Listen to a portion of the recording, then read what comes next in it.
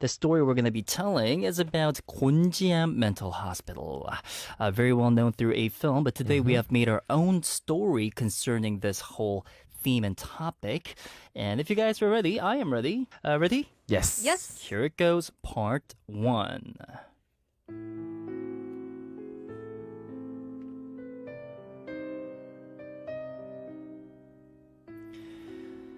Fog lay thick over the road like a shroud. Trees stood like tall black skeletons around the remains of Gonjiam Mental Hospital, its broken windows staring like hollow eyes.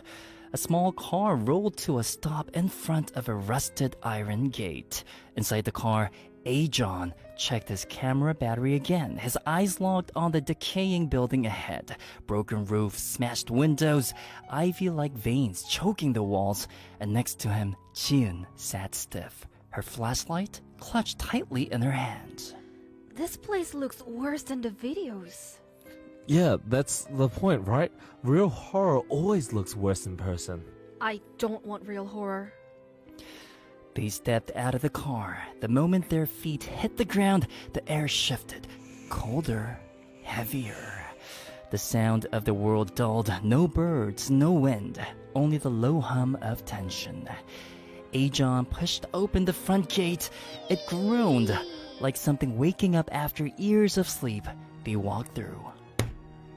The gate slammed shut behind them, hard.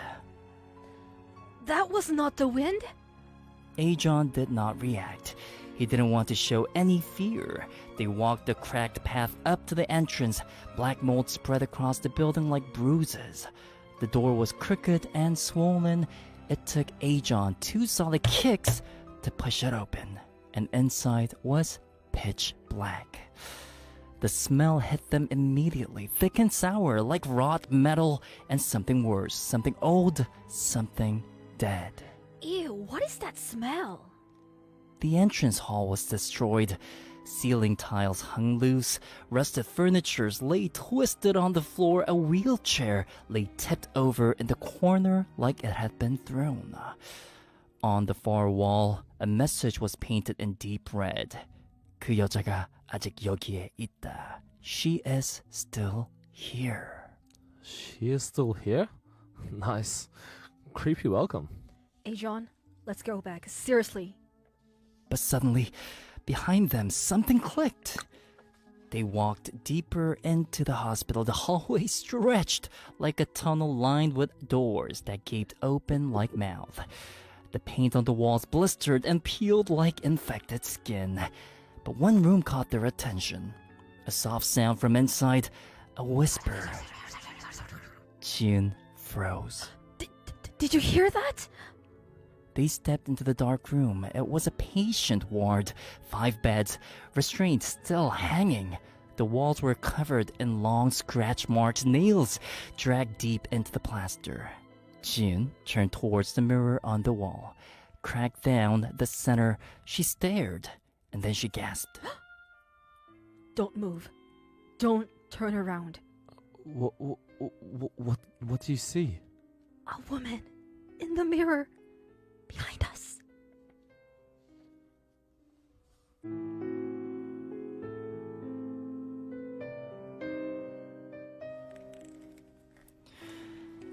Ajon turned around fast. Nothing. He pointed his flashlight into the corners. Empty. But in the mirror, Jiun could still see the woman. The woman still stood, hair long as dripping wet, skin gray, her eyes black holes, leaking something dark. Her mouth hung open wider than human. She wasn't breathing. She wasn't blinking either. And then, she moved. Why did she abandon me? She's talking to me. What are you talking about? I can't hear anything. And then, they both heard it. They rushed down the hallway, their boots slamming against the wet floor. The deeper they went, the colder it became. The shadows were thicker there. Wrong. Alive. At the end of the hall was a door. The number plate hung upside down. Room 402. Before he could touch it, the doorknob turned on its own. The door swung open, and inside, the light barely reached the walls. In the center of the room stood an old bathtub filled with black water. Something was floating in it. Something pale, something moving. And behind the tub, she stood. The woman from the mirror, head bowed, hair dripping. As they stared, her head jerked upwards, like her neck snapped. Her face was pale, twisted, mouth open in a silent scream. Her jaw cracked wider. Her bleeding eyes locked onto none other than June. You. It was you. She knows me. She sees me. Blood started to drip from the ceiling. The light bulbs burst one by one. The ghost began to crawl forward, her limbs bending the wrong way, bones cracking loudly. Jin, run! They turned and ran. Flashlights bouncing, lungs burning behind them. The door to room 402 slammed shut. The hallway trembled with each slam of the door behind them. Flickering lights cast long, twitching shadows. June's flashlight bounced as she ran, heart pounding. She's right behind us. They shoved a rusted stretcher aside. Metal screeching, silence fell. Too sudden. Ahead, the wall seemed to pulse, breathing like lungs. From the vents, a broken lullaby whispered. Sleep now, my child. Suddenly, every door slammed shut at once. The sound was deafening, closing in. She's hunting us.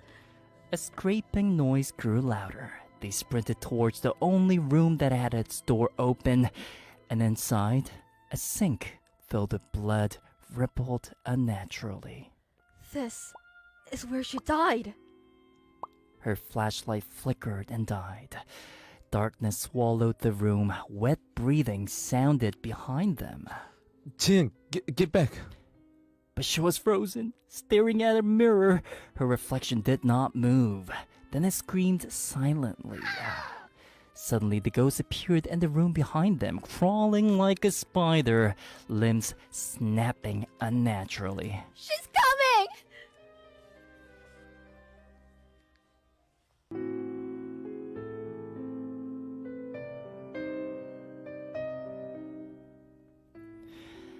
Ajon and Jin quickly bolted out of that room, looking behind them. In the panic, they quickly jumped into another room and slammed the doors behind them, catching their breath. As they looked up from the group after catching their breath, they realized. Hey, John, how did we get back here? The door to room 402 stood like a dark wound. In the middle was the bathtub. Inside the bathtub was filled with black, still water. The smell hit them, sharp and rotten. Suddenly, the water moved. From the darkness, the ghost rose. Her skin was pale and stretched tight. Eyes hollow, bleeding black. Mouth opening wide in a silent scream that echoed inside their minds. You're not supposed to leave. I'm sorry, I didn't mean to hurt you. The ghost's face twisted with rage and sorrow. Suddenly, shadows burst from the walls, reaching for Ji-in. She screamed, a raw, terrible sound, as the shadows wrapped around her, pulling her towards the bathtub. Her body went stiff. Jin, no! He lunged to grab her, but the ghost's grip was too strong. She was dragged into the dark water. The bathtub bubbled red as she disappeared beneath the surface. Silence. Ajon stumbled back, choking on the cold air. Jin? Only the faintest splash answered him. The door behind them inched open as if it released its grip of the caged room 402. Ajon slowly walked outside the hospital, not a sound, not a word. She knew June was gone. As he walked closer to his car, a whisper caught his attention. Why did you abandon me?